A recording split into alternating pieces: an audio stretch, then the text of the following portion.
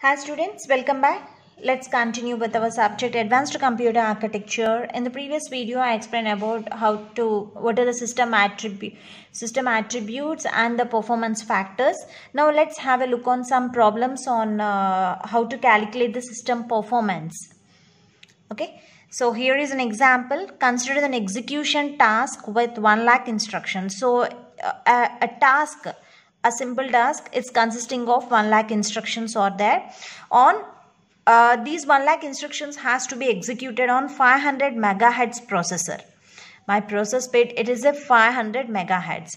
The program consisting of 4 major type of instructions. So my complete these 1 lakh instructions consisting of 4 major type of instructions. Means my program is having a task of, it has to do integer arithmetic operation, floating point arithmetic, load or store, and memory references. Okay, so this complete the execution task, that instruction, there are 4 instruction types that are present in 1 lakh instructions.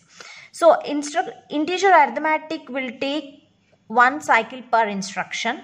So the total the instruction count, that is the size of the program where the integer arithmetic instruction type is allocated. It's a 60% in the complete program. That is in 1 lakh instructions, the 60% of instructions are integer arithmetic only. Whereas floating point arithmetic, 20% of the complete instructions will be occupied by floating point arithmetic. So 2 cycles per instructions. Load and store takes 4 cycles per instruction, but it will have only the 10% of that is the instruction count, that is a program size of load and store is only 10% in my complete 1 lakh instruction.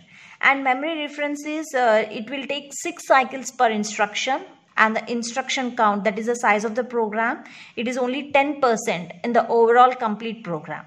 So this is a question they are given. So what they are asking? They are asking us, when the task is executed on uniprocessor, means your system is only the uniprocessor, it is not a multiprocessor, your system is having only the uniprocessor.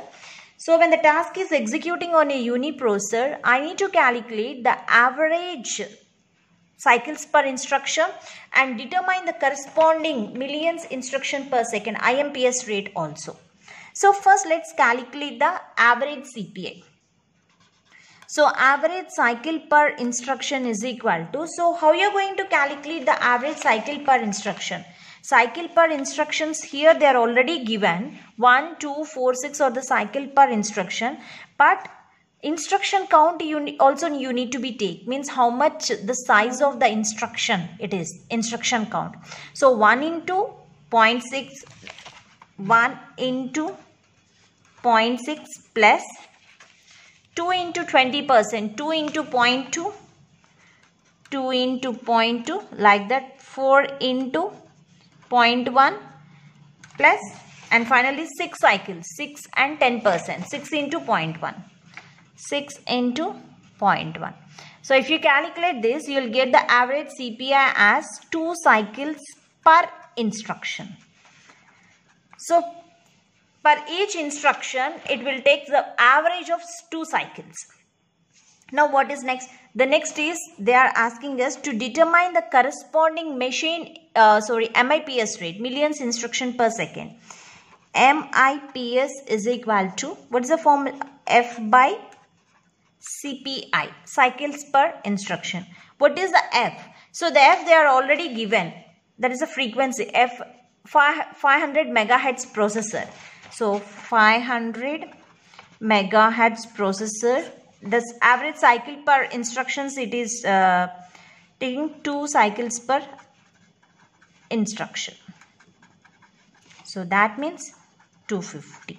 The MIPS, the corresponding MIPS rate for the uniprocessor is 250. Thank you.